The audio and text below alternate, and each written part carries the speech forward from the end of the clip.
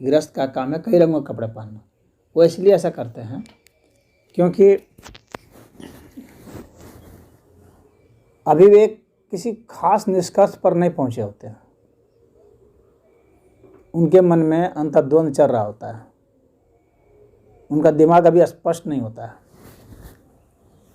तो इसीलिए कभी लाल, कभी हरा, कभी पीला, कभी नीला, या इनका कॉम्बिनेशन, तो वे सभी रंगों का कॉम्बिनेशन वो ले करके चलते रहते हैं। लेकिन जैसे जैसे वे आगे बढ़ते हैं अपने मानसिक विकास में, वैसे वैसे उनकी कोई विचारधारा स्पष्ट होती जाती है।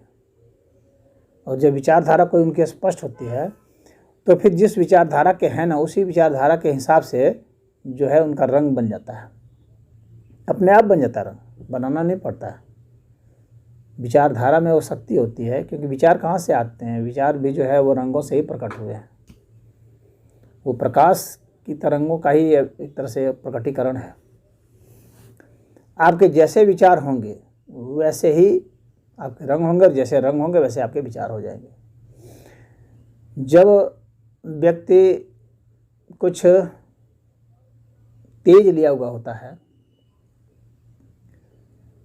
तो उसमें गैरिक रंग का समावेश होता है, रक्तचाप उसका कुछ बढ़ा होता है, और उसमें हीट कुछ ज़्यादा होती है, अग्नि तत्व उसमें ज़्यादा होते हैं।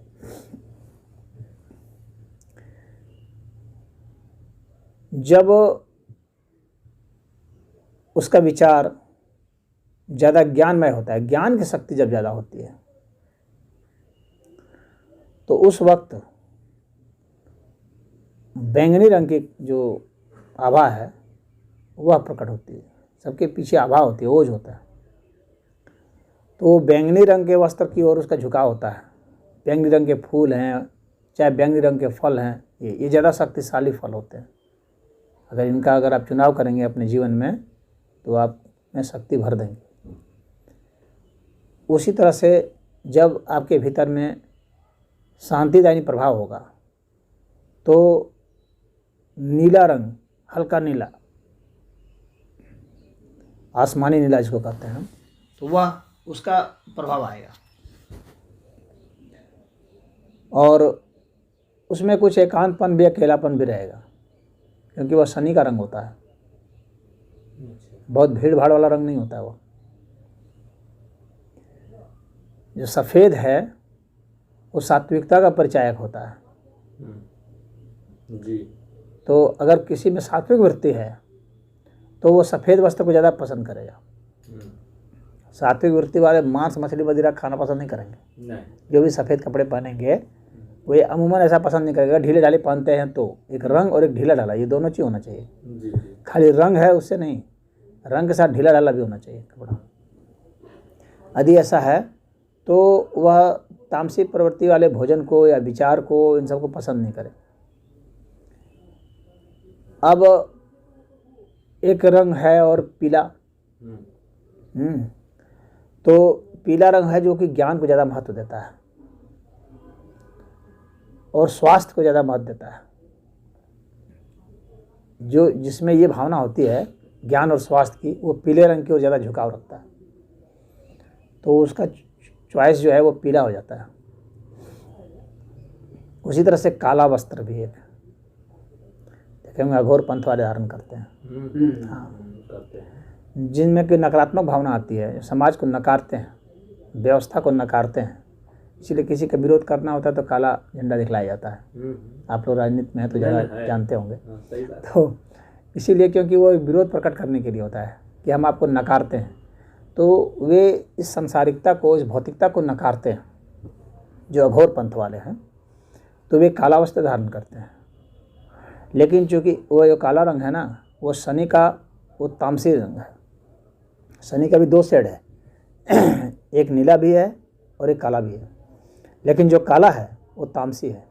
इसलिए काले वाले जितने होंगे ना, उनकी आदत जो है वो शराब में जा सकती है, गांजा भांग में जा सकती है, वो क्रूर कर्म भी कर सकते हैं, क्योंकि नकार में वे इतना ज़्यादा अडिग हो जाते हैं, जिद्दी हो जाते हैं कि वे इस जिद में आकर के इस प्रवृत्ति में उतर जाते हैं। ये काले वस्त्रों की महिमा है। हाँ, उसी तरह से एक रंग है हरे रंग का, और वह हरा रंग जो है वह संतुलन का रंग है।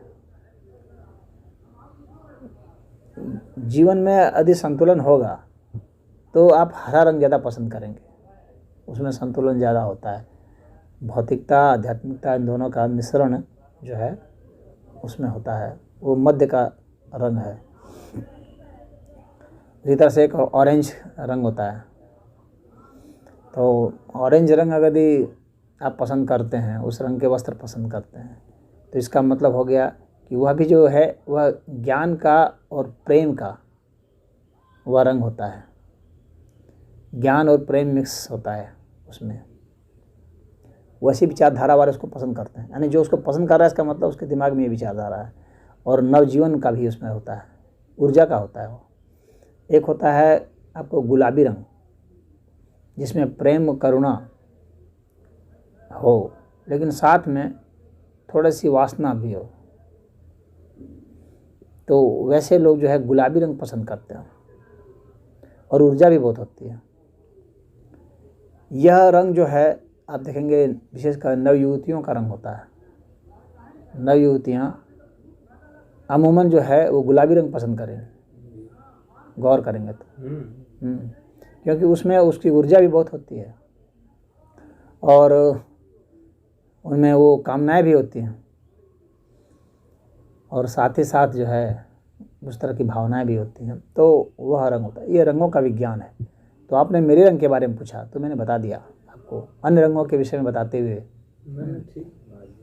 कि यह जो है नीला वस्त्र जो है शांतिदायनी रंग है, इससे शांतिदायनी प्रभाव होता है, और इसमें कुछ शनि का भी प्रभाव होता है। तो शनि जो है यहाँ पर ज्ञान के अर्थ में ज़्यादा प्रकट होता है इस जगह।